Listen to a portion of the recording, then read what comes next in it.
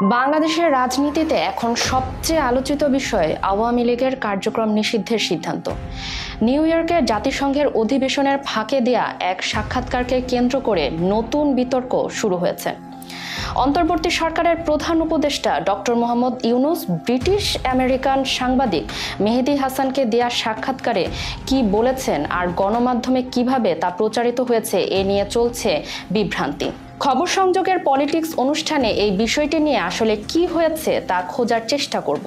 নিষেধাজ্ঞা শিগগিরই উঠতে পারে দাবি বিভিন্ন গণমাধ্যমে খবর আসে ডক্টর ইউনূস নাকি বলেছেন আওয়ামী লীগের ওপর কার্যক্রম নিষিদ্ধের সিদ্ধান্ত যে কোনো সময় তুলে নেওয়া হতে পারে। এই বক্তব্য ছড়িয়ে পড়ে সামাজিক যোগাযোগ মাধ্যমে। এতে আওয়ামী লীগের সমর্থকরা আশাবাদী হয়ে ওঠেন, আবার সমালোচকরা মনে করেন সরকার তাদের অবস্থান বদলাচ্ছে। সরকারি ব্যাখ্যা: খবরটি সঠিক নয়, কিন্তু শিগগিরই প্রেস ইনস্টিটিউট বাংলাদেশ পিআইবি পরিচালিত fact checking platform Bangla fact জানায় এই তথ্য বিভ্রান্তিকর। ডক্টর ইউনূস এমন কিছু বলেননি। তাদের মতে গণমাধ্যমে প্রচারিত বক্তব্য বিকৃতভাবে উপস্থাপন করা হয়েছে। ডক্টর ইউনূস আসলে কি বলেছেন? আলোচিত সাক্ষাৎকারে ডক্টর ইউনূস স্পষ্টভাবে বলেন, আওয়ামী লীগ কোনো রাজনৈতিক কার্যক্রম চালাতে পারবে না।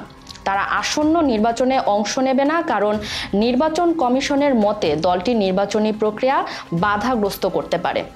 তার ভাষায়, তাদের নির্বাচনে অংশগ্রহণের অনুমতি না দেয়াই ভালো, অন্যথায় আমরা নির্বাচন করতে পারবো না।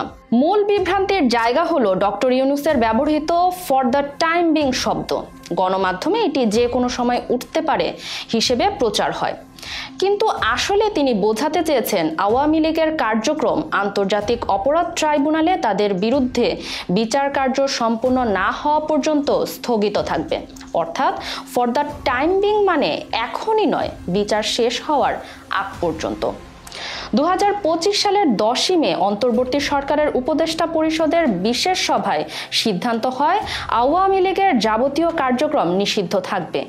এই নিষেধাজ্ঞা বহাল থাকবে যতদিন না পর্যন্ত আন্তর্জাতিক অপরাধ ট্রাইব্যুনালে দল ও এর নেতাদের বিচার সম্পন্ন হয়।